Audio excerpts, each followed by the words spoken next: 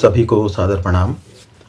हम बात कर रहे हैं महर्षि दयानंद सरस्वती के विषय में, और आज उनको जिन्होंने छात्रवृत्ति प्रदान की, पढ़ते हुए जिन्होंने विद्यादान तो गुरु विरजानंद ने किया, बाकी और जिन लोगों ने सहयोग प्रदान किया उसके विषय में थोड़ी बात आज की जाएगी। मथुरा में जिस समय स्वामी दयानंद पहुंचे उस समय दुर्भिक्ष पड़ा हुआ था और अनेक दिनों तक उन्होंने चनों को खा करके निर्वाह किया। उसके बाद एक सज्जन दुर्गा प्रसाद क्षत्रिय, वो थोड़े दिन तक उनको आतिथ्य प्रदान करते रहे, उनका आतिथ्य करते रहे, अर्थात भोजन इत्यादि की व्यवस्था वो करते रहे। उसके कुछ समय उपरांत एक अमरलाल ज्योतिषी नाम के बहुत सात्विक दानी मथुरा में निवास किया करते थे, और उनकी ज्योतिष विद्या से प्रसन्न होकर के महाराजा सिंधिया ने उनको कुछ ग्राम दे दिए थे। अमरलाल जी के घर प्रतिदिन प्रायः 100 ब्राह्मण भोजन पाया करते थे। उनको एक दिन दयानंद जी के विषय में, स्वामी जी के विषय में पता चला, तो इनको जाकर के अमरलाल जी मिले और स्वामी दयानंद के अतुलित बल, विलक्षण बुद्धि और ब्रह्मचर्य से चमकते हुए मुखमंडल को देखकर ये बहुत प्रभावित हुए और निवेदन किया कि आप हमारे घर भोजन प्राप्त कर लिया करें, आतिथ्य हमारा स्वीकार करें। अमरलाल जी स्वामी जी से इतने प्रभावित हुए कि वो प्रतिदिन स्वामी जी को लेने के लिए जाया करते और उनको पहले भोजन कराया करते, उसके बाद स्वयं भोजन किया करते। यहाँ तक कि कभी कभी उनको जब स्वयं को बुला लिया जाता, जीवने के लिए किसी और घर जाना होता, तो पहले वो स्वामी दयानंद को भोजन कराते, उसके बाद कहीं पर जाते।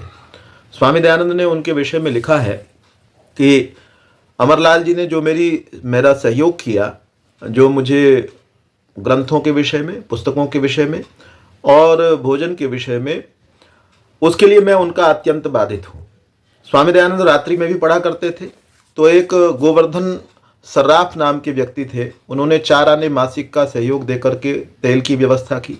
एक हरदेव पत्थर वाले थे, उन्होंने 2 रुपये मासिक देकर के स्वामी जी के लिए दूध की व्यवस्था की। इस प्रकार से स्वामी दयानंद का अध्ययन जो है वो आगे चलता रहा। या हम प्रेरणा क्या प्राप्त कर सकते हैं, मुझे और आपको ये विचार करना चाहिए, ये प्रेरणा प्राप्त करनी चाहिए कि मेरे आसपास, आपके आसपास भी कुछ ऐसे विद्यार्थी हो सकते हैं, कुछ ऐसे बच्चे हो सकते हैं जिनके पास में भोजन की व्यवस्था ना हो, जिनके पास ग्रंथों की व्यवस्था ना हो, जिनके पास पढ़ाई के अन्य उपकरण ना हो। मुझे और आपको उनको पढ़ाने का प्रयास करना चाहिए। हम प्रयास करेंगे, हमारे प्रयास से हमने 10 बच्चों को, 20 को, 50 को, 100 को, जैसा हमारा सामर्थ्य है। हम लोग अपने मकान बनाने में बहुत धन को लगा देते हैं। हम लोग विवाह करते हैं, अपने बेटियों के विवाह करते हैं, बेटों के विवाह करते हैं, छोटे भाई बहनों के विवाह करते हैं, उसके अंदर बहुत व्यय कर देते हैं।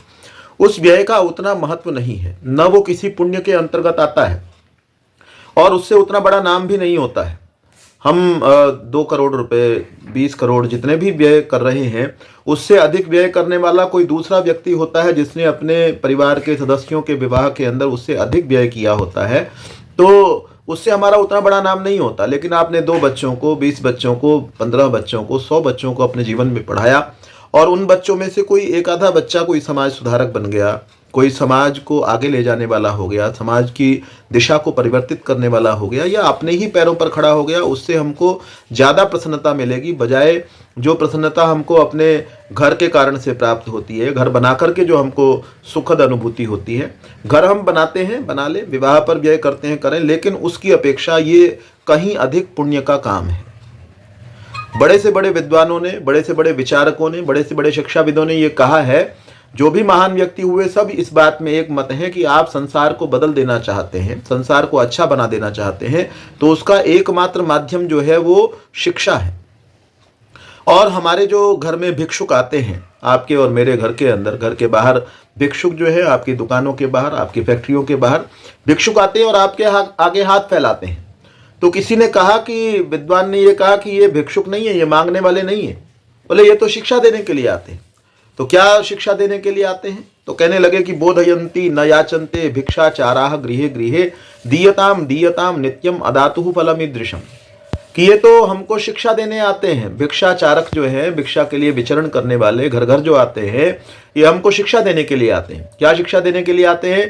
कि दीयताम दीयताम नित्यम, प्रतिदिन दान किया करो, अदातुः फलमीदृशम, अगर दान नहीं करोगे तो हमारे जैसे बन जाओगे।